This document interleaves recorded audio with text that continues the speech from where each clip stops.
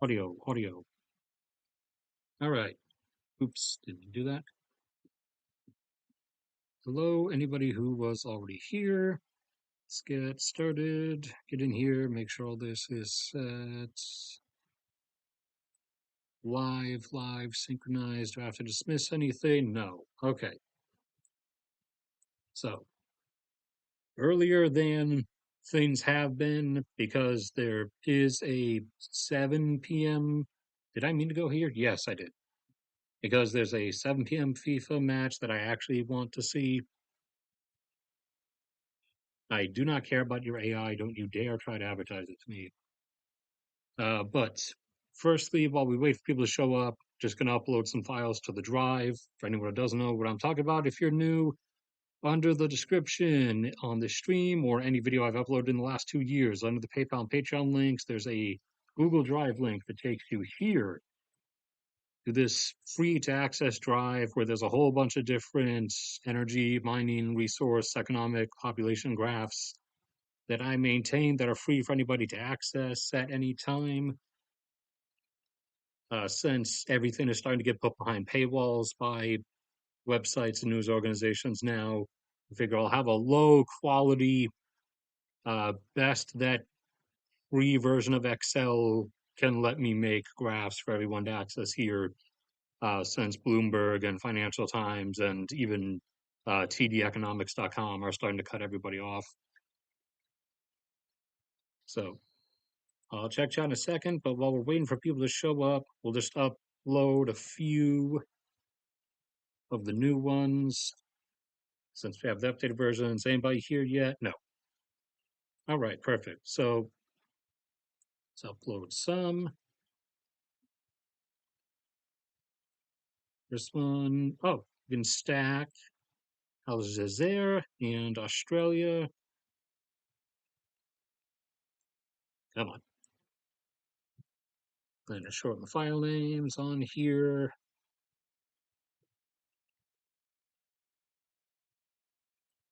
And Austria, although it's based on the title on the graph, so it should be as Österreich.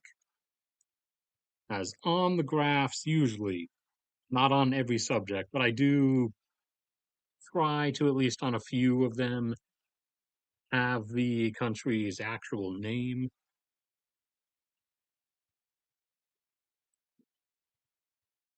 Nobody yet still. Got 4 people here so far. But if no one says anything, then I'll still start in a couple minutes anyways. Or I'll start after I do the 3B countries. Okay, Bangladesh, who crashed down to 150,000 barrels per day during the Iran war, as they were one of the lowest countries on the bidding war to get what was accessible. But they started to come back up and came in most recently at a consumption level of around 210 versus their normal modern day average of about 300.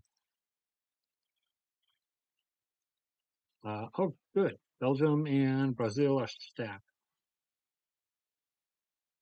And get those together.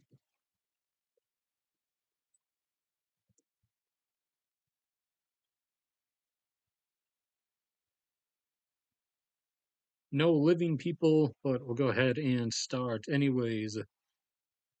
So X that off. So people may or may not have heard. There was a major double back-to-back earthquake in northern Venezuela. The results were pretty devastating. Down here somewhere was that? No. No, that's Russia stuff. Yeah, here's, turn that down. Can we get bigger? I said stop making noise. Yeah, that was one collapsed building. There's some more stuff over there. This is really low camera quality. Yeah, there's a whole bunch of collapsed stuff over there. So as of the most recent update, roughly like 1,000 dead and several tens of thousands of people missing, presumed dead. Results are not yet known for certain regarding those that are still considered missing. We'll find out eventually, but that is a ongoing rescue and recovery effort.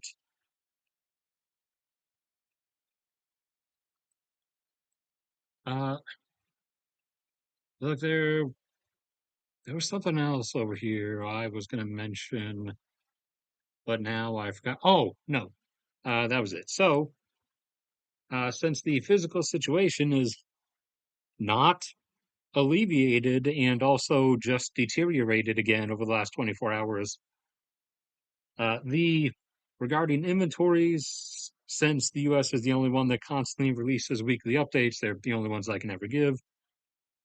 We're now from the Strategic Petroleum Reserve, the same one Trump mocked retroactively Biden, Obama, and Bush and everybody ever forever touching, has now sucked through 100 million barrels since starting this for the sake of keeping prices suppressed so that his approval rating doesn't go lower, even though it's already the lowest any president has ever had. But so far, been drawn down from about 420 million barrels down to somewhere just above 320 as they hit 330 on June 19th, but that was already a week ago and been drawn at a rate of about 11 million barrels per week. So probably at 320 right now.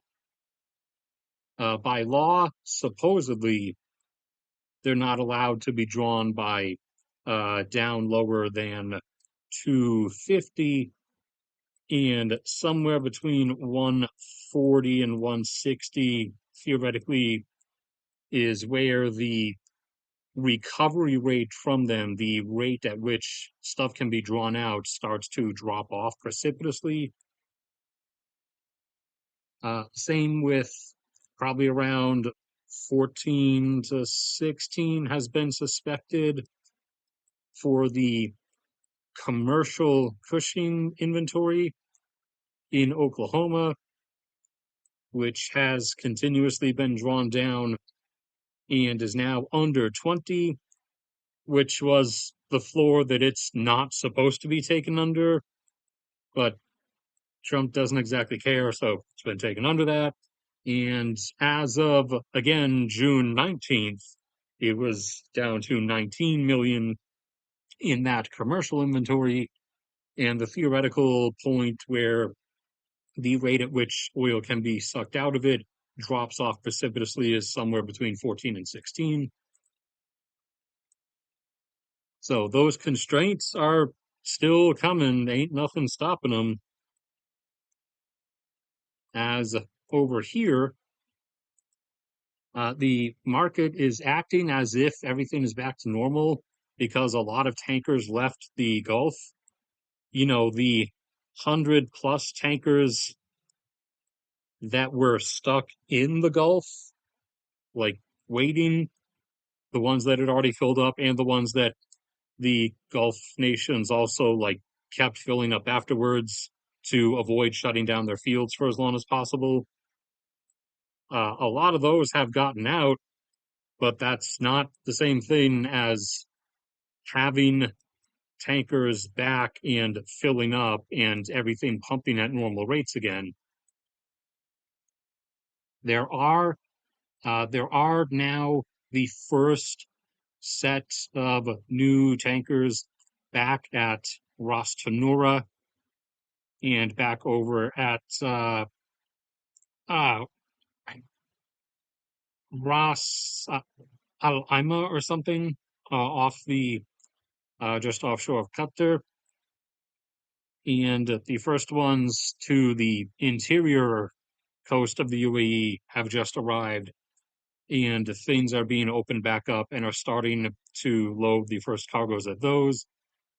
Still waiting on stuff to go for Kuwait and Iraq yet.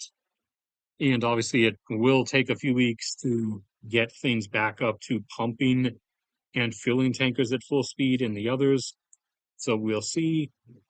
However, Strait just, at least for the moment, maybe it'll only be a 24-hour thing, closed again because Iran struck a Singapore cargo vessel, not an oil tanker, it's a cargo vessel, a container ship that was transiting.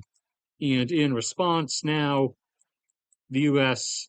launched a bunch of airstrikes along the Iranian coast around Bandar Abbas and bombed a bunch of stuff. So, and the wake up call that the oil market took from that was to go from 69 up to $70,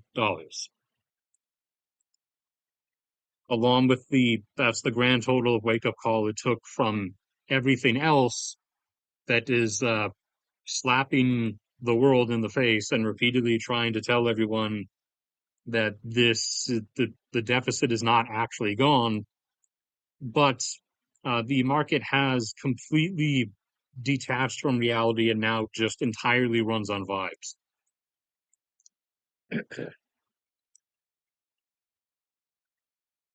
Let's see what else is over here. Check the page.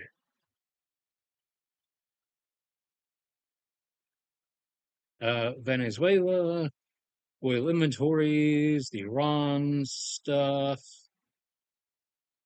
Oh, we got the Iraq stuff in a minute. First, let me check, see if nobody's alive. It is working, right? Looks like it. So, OPEC continues to disintegrate as foretold.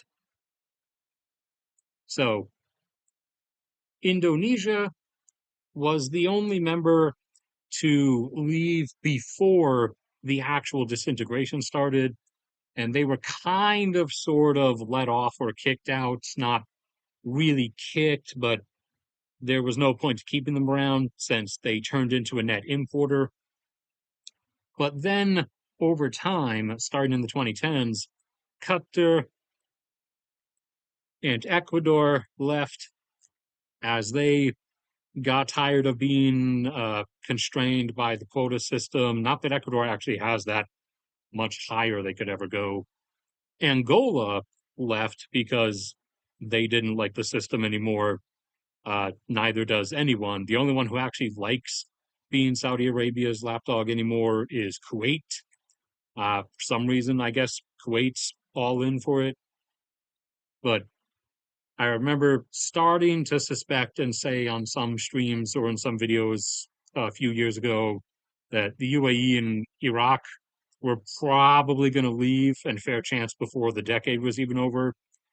The UAE left 2 months ago, and now Iraq just announced that if the Saudis don't remove the cap, now that theoretically the strait is open and everyone's going to go back to pumping, Iraq doesn't want to constantly be told that it's breaking the rules by pumping over 4 million barrels a day. They've said plain and clear just yesterday that if their cap is not removed, then they're out. So that was extremely foreseeable, as given by the fact that it was easily foreseen. So that will leave the group as Venezuela, Algeria, Nigeria, Libya, Saudi Arabia, Kuwait, and Iran as the primary members. And then your somewhat kind of members, Gabon and small Congo, but they're a bit too small of players to really be considered participatory. So, out of everyone remaining, Venezuela is kind of only half participant because they've been in so much off and on like internal degradation that they're not in a position to be swinging anything.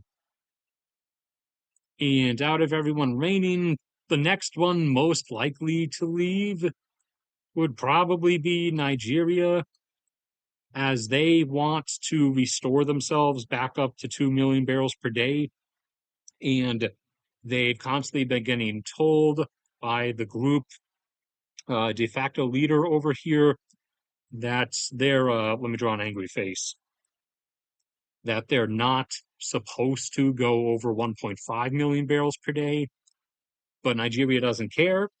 And they just went over that anyways. They're back up over 1.6.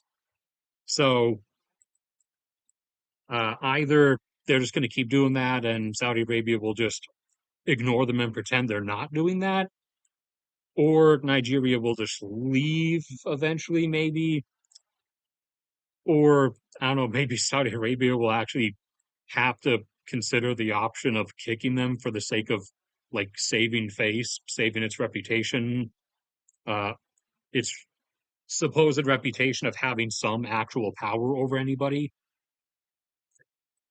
But so Iraq is for the moment still technically in, but they said if their cap is not uh, removed from them, then they're out. And I mean, I don't see Saudi Arabia letting go of their cap, because even if it doesn't actually mean anything, because outside of really brief windows where they push people out of markets sometimes, but during a really brief operation, like a few months of crashing prices, they don't want a flooded market. They don't want uh, long-term suppressed oil prices. So that is a thing that's now likely coming. I initially kind of thought maybe it might drag on a couple more years, but I guess Iraq's just over and done with it already now.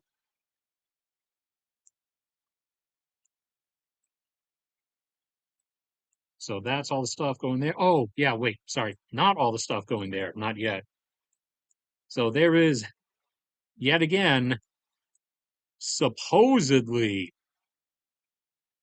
there is supposedly another new, for real this time, ceasefire peace deal between Israel and Lebanon.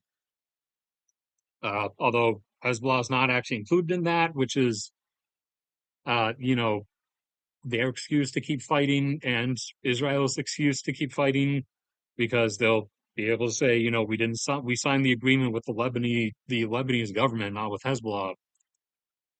As Israel has no intention to leave. They did withdraw from that line back down like a third of the way down to here or so, but Iran has repeatedly said that they have to be out for them to actually sign the final agreements at the end of, or no, not the end of July. It'd be like when the 60-day period is actually over, it'd be like, I don't know, the first or second week of August. And something else happens in August. 2 months from now, I continue to grow more ancient. I will be turning 33, aka the Illuminati number. Actually, sorry, that's not correct. Why did I draw a circle? The Illuminati number.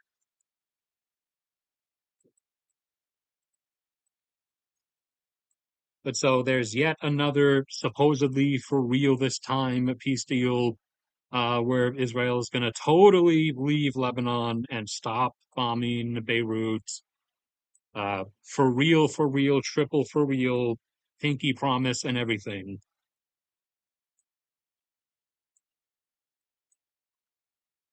If you get any living people, there we go. Let me drink some water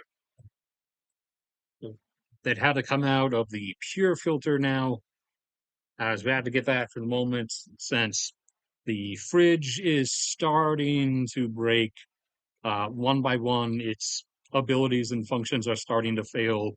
The water filter ceased working. The magnetic seals that keep the door shut barely work. You kind of have to make extra sure that they're a bit locked in to keep the door shut. So my dad's probably gonna be having to go look for a new fridge soon.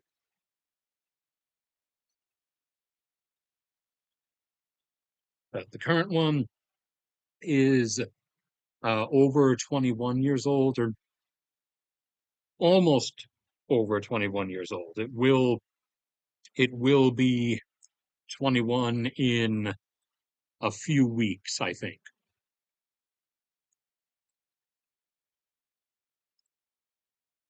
Uh, let's see. That would depend. So before everything started, it was around $2.50 per gallon in the general area where I am in exile. The highest it got was 4.30 before all the peace deal, totally for real hype started, since which it has fallen down to about 3.50 and has stayed there for the last 2 weeks. Now, it should have gone all the way up to 5 while everything was still going, but the local stations apparently really didn't want to go to that threshold, so they started doing stuff like keeping the actual fuel price at only 4.20 or 4.30 while upping the price of stuff inside the convenience store to compensate. Like instead of $5 for a half liter or 2 cup bottle of water or bottle of soda, they jumped that up to like $8. And instead of like a pack of Starbursts being $3 instead of the $1.30 it should cost, they bumped those up to $5 since they know no one's going to back out of it anyways, because most people are in a sunk cost fallacy in terms of time. Sunk time cost fallacy once they're already there. Uh, if things remain as is, with some traffic flow out of the strait, as has been established now, then things won't get too extreme. But before demand curtails itself price wise, I had already expected within the US in general things to go up to between 6 and 8 gallons, depending on what region you're in, as that seems to be the super psychological threshold at which people really begin cutting themselves back. And the region I'm in has always been on the lower end of that, so it would be more like 6.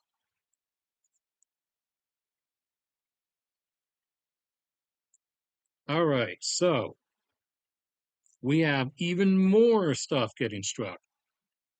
So we already had the ferry port and terminal eliminated, the 3 ferries to Crimea eliminated.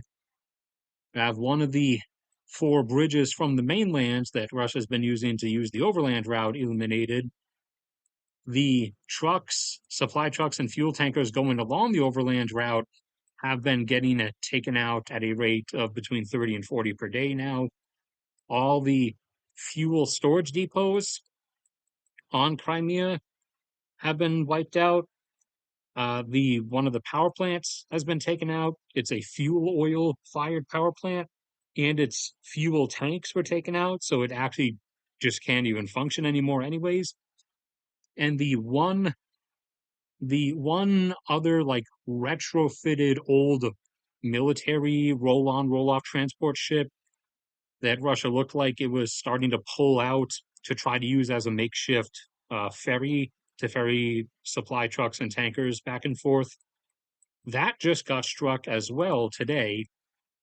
So now that's not an option. So the only other option is to just keep uh, tossing away trucks and lives, hoping that, enough of them continue getting through, or you can actually have them use the Kerch Bridge, but that will immediately turn that into a target again, which is what they've been trying to avoid. And also, the air defenses around the bridge were also taken out overnight tonight.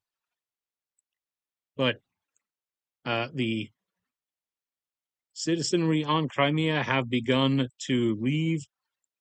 Roughly upwards of 10,000 people have left over the last few days, but that's out of a population of about 2 million. So it's not a huge number, but more will probably continue to leave, as there is also no more fuel for the public, at least in Crimea, no gasoline for personal automobiles. And now the electricity did get restored after half the peninsula was in blackout, but it's on a much more thin margin now, since they're down a power plant permanently. Another random fuel storage depot or crude oil storage depot somewhere in Krasnodar was hit. Is yeah, this one, which hit three tanks, referring to them as silos, but they're fuel tanks.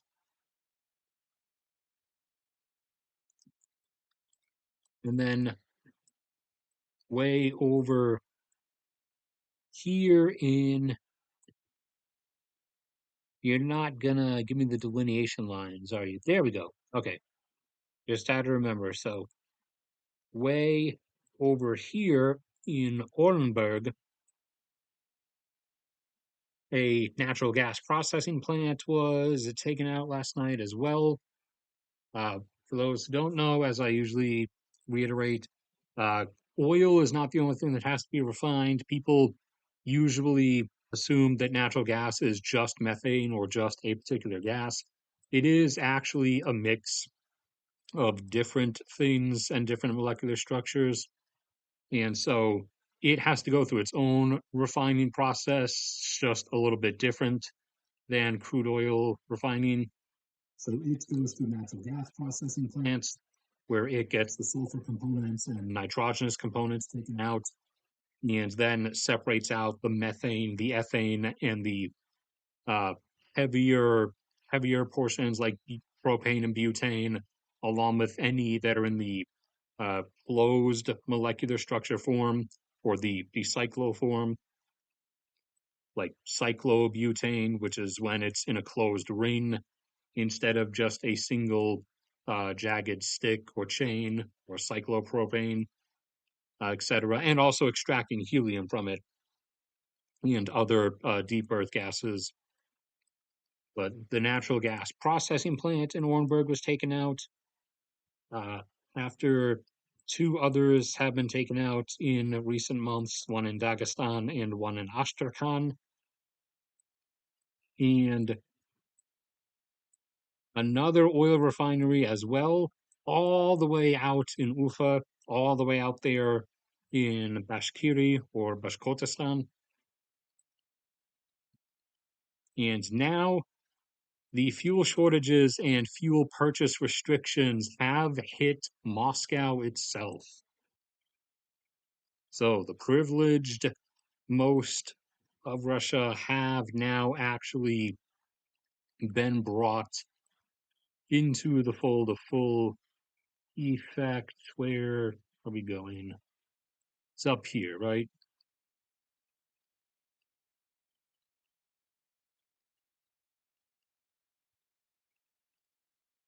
Yeah, there we go. Here's some prices. This one's for Irkutsk. Here's some gas lines, as they're starting to have to do the rationing queues. Here's some of the stuff of the with satellite images and everything of the lawn vehicle lines of traffic leaving Crimea.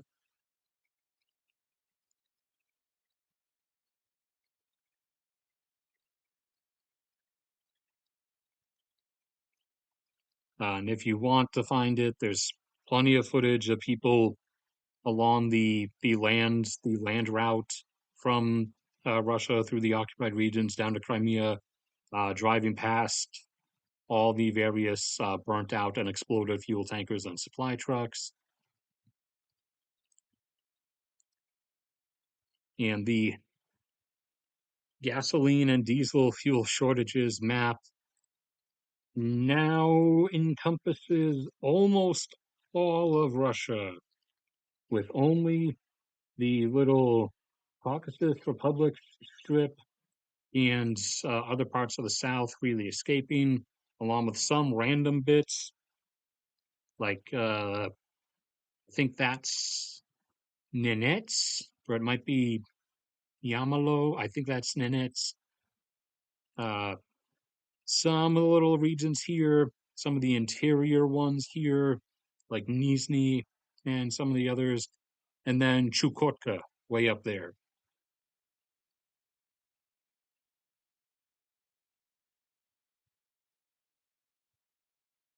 And in some places, apparently, they're bringing out little portable toilet outhouses so that people won't have to wait for hours in line for gasoline without being able to use the toilet.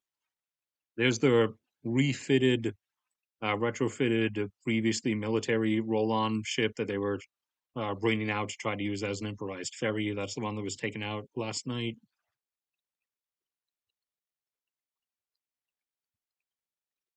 More fuel prices and stuff, more gas lines, and long 3-minute montage of various stuff, mostly trucks and fuel tankers along the land routes being hit by long range drone strikes. U.S. CENTCOM command posting that we're bombing Iran again.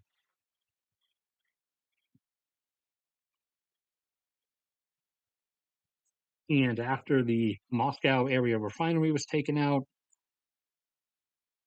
even more air defense systems are now being brought in to Moscow specifically, being put on top of buildings all over the place. So they already had something like 80 air defense systems around Moscow. Now it's upwards of 100, which is just clearing the way for everything else. Less available for down here, less available for literally everywhere else. Not that it was really working, but all that matters is Moscow, apparently. Although St. Petersburg and Crimea are supposed to matter. They're supposed to be the other two among the only thing that matters. But we all know how this is really going to go.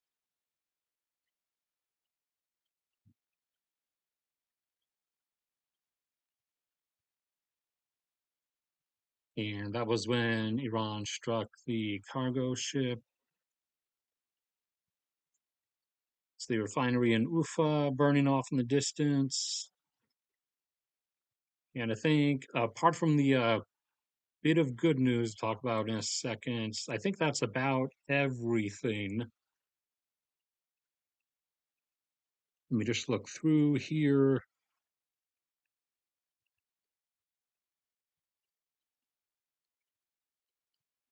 Yeah, that looks. Oh, no, wait. Okay, so one other thing. In the various drone attacks by Russia, especially those on Kiev, a lot of them have been utilizing the various cell towers and signal towers inside of Belarus just across the border. And Ukraine said a few days ago that Lukashenko better turn those off, or else Ukraine will start striking stuff in Belarus. And I figured they're going to have to strike them because Lukashenko's not going to turn those off because then Putin will just kill him. Well, apparently he ordered them to be turned off, and the signals are gone, and the lights are out, and the power's down. So they are actually off, and he's been summoned to a meeting with Putin in the near future. So maybe he's going to be dead, maybe not. We'll see.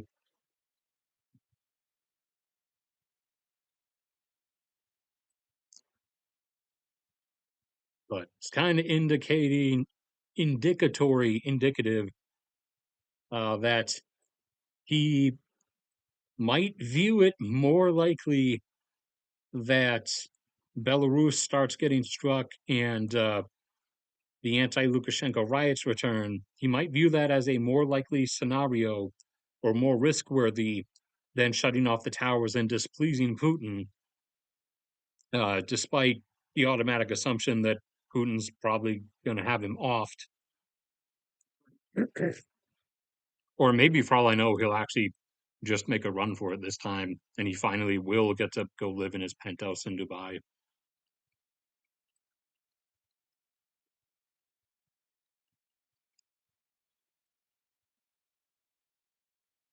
Uh, y- yes and no. It's already there. The U.S. is no longer interested. The U.S. wants out now. The reason it's still going is because of Israel. Because Israel leaving Lebanon is attached as one of the conditions of that deal, and Iran's not letting that go. So the reason no one can get out of this yet is because Netanyahu's not giving up. He wants to occupy and eventually just absorb southern Lebanon because he's doing the whole conquest and racial supremacy, Greater Israel thing, and he has to keep some sort of eternal war going anyway, so that he can maintain a state of emergency and stay out of prison. So he's not letting go of Lebanon, which means that Iran's not actually going to go along with stuff because they're also not letting go of Lebanon.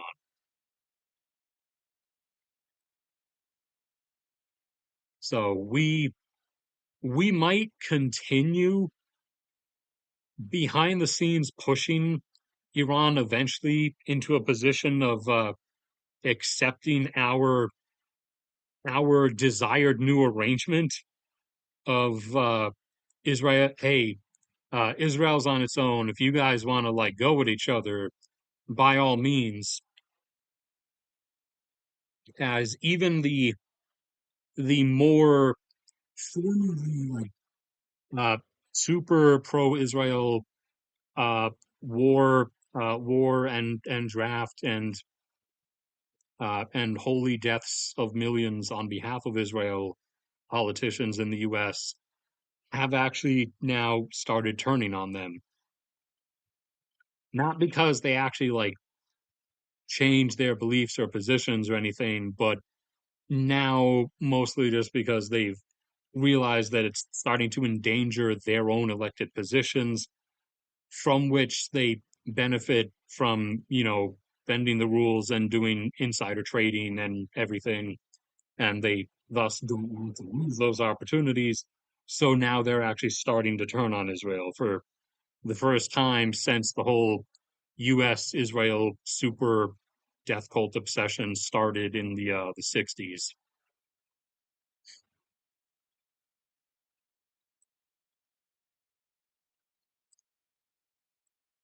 Let's see. And before I get off, there is some good news tech wise. Tested and proven now in Turkey. Earthquakes, for those who don't know, when they when they start at the point, at the epicenter, at the point of contact, a they send out initially individual molecule bounce back and forth against each other compression waves, those don't shake the earth in the way you're thinking of. Those are the actual longitudinal ground heaving waves. Those are much slower. Those only go at hundreds of miles per hour instead of thousands.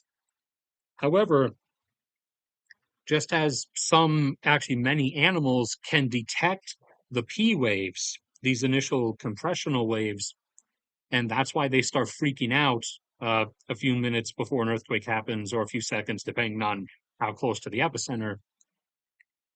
We have technology now, even in phones, that can also actually sense abrupt that abrupt compression wave or the P wave. And someone developed a system where a bunch of phones in any given area or across the world who have this, who get alerted, who suddenly detect what they think is a P wave, immediately send that, and it gets referenced by the system in an instant because it's a computer with other phones around the area. And if it sees that everything is going off, then it designates it an imminent earthquake. Essentially, remember, the epicenter is here. The P waves will get out around it before the actual shaking wave reaches it. And so they will then, or can then, immediately send out an alert to not just the phones that are able to sense it, but any phone that has the earthquake alert app thing on it. And thus, depending on how far anyone is from the epicenter, this is an actual real life possibility for anywhere from a few seconds to as much as 30 seconds or even 1 or 2 minutes of actual legitimate warning time before an earthquake strikes. Now, we just have to make sure it gets like some kind of unique and very loud alarm sound, not just like you got a text phone alert noise, or not just the generic uh, buzz and beep tones that you get from the emergency alert broadcast system or whatever. Need to give it its own specific noise and make sure it is very loud and cannot be turned down in like your options menu, so that it will get an immediate shock reaction, and then after the second or two of shock wears off, anyone who's hearing it will recognize that individual only used for the earthquake alert sound and realize what that means, and either get under something, or if they're near enough to outside or already outside, get out and get away from any structures that could possibly fall on you. So this is an actual thing that will hopefully become widespread worldwide soon. A lot of people already have it in Turkey, although it was only as like a test, but it's repeatedly been shown to work. So hopefully this will now get spread and adopted as an actual thing. I would prefer it to just be mandated. But like, for example, if this had been developed earlier, or if the earthquake in Venezuela had not happened until a year or two from now, and like enough people have this in their phones in Venezuela in the area before this happened, then you might legitimately see something like less than half as many people die, or something like that. Let me drink some more water. Let me check on you guys.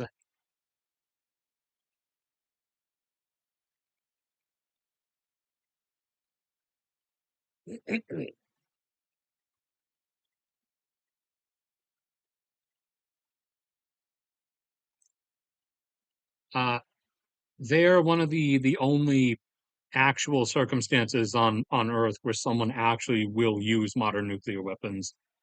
But it depends on what you're referring to by backed into a corner.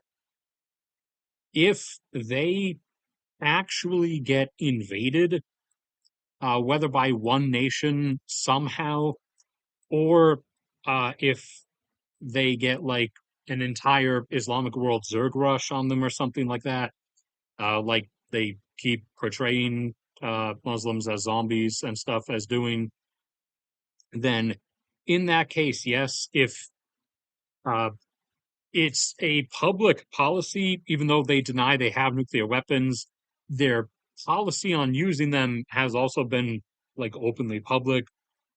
That if their initial like defense lines collapse when they're being attacked and invaded, then they will initially fire out like a nuke or two to a few places as like a warning shot, just to say, hey, we're going to do it. And if the attack does not stop, the invasion does not stop within like 12 to 24 hours after that, I think is the time frame, then they will just nuke capital and large cities of any and all participants in whoever happens to be participating in the attack or the invasion. In terms of like, would they, since everyone seems to be convinced of this, will they just randomly use one, like just randomly nuke Tehran if the U.S. leaves and refuses to keep being a giant mercenary?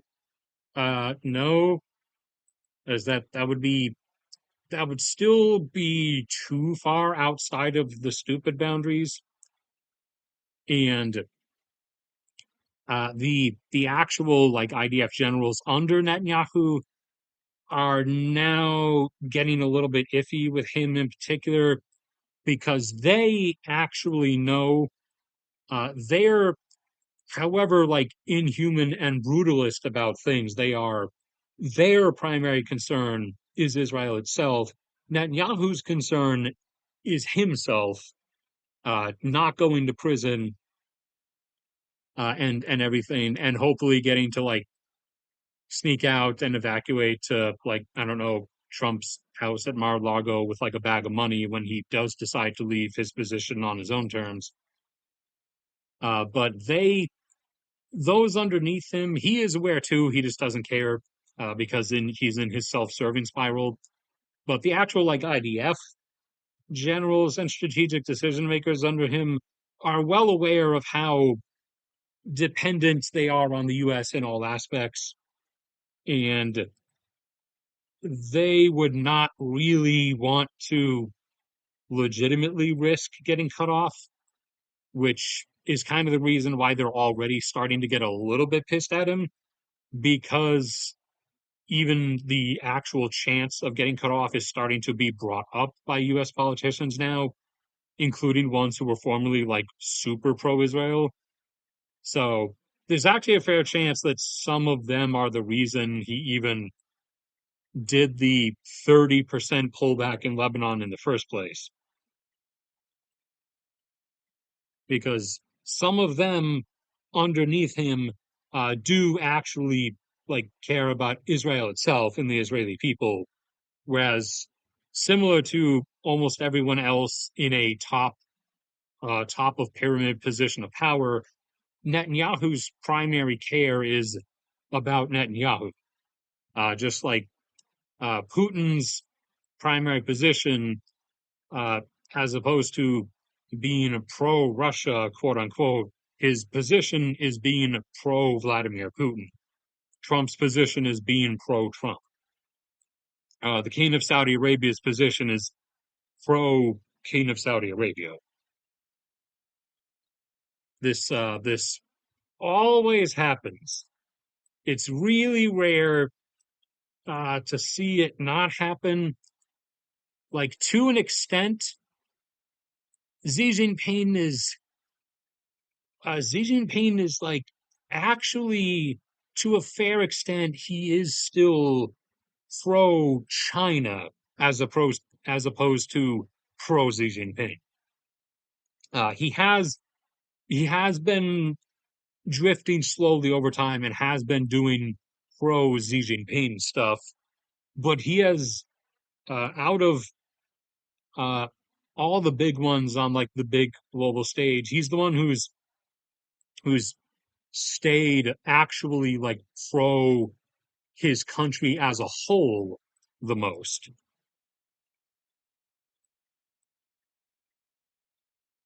And Modi kind of seemed like he was pro India at first, but then it turns out he's just pro Hindu India. And then even more recently, uh, as I only got to find out by reading through not Indian comments on other countries like Twitter stuff, but Indian comments on social media sites to each other. Now there are a lot of not the best, but still good enough auto translation as they are to each other about their own internal political situation. He's now devolved from being pro Hindu India instead of pro India as a whole.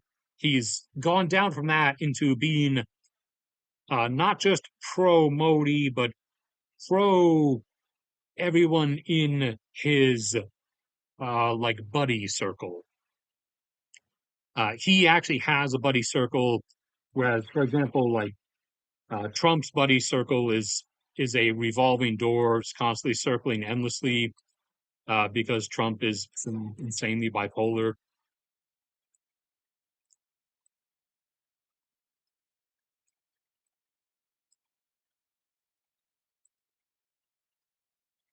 All right. It's almost 7, and I thought it was at 8, but the Cabo Verde versus Saudi Arabia match is actually at 7. So this is where I have to sign off. So I'll wait a few seconds. If anything else comes up, I'll 15, 53, 15. I'll wait till, and I'll try to do at least the audio recording for the oil demand levels tonight or tomorrow, and thus get that up, the video up tomorrow night.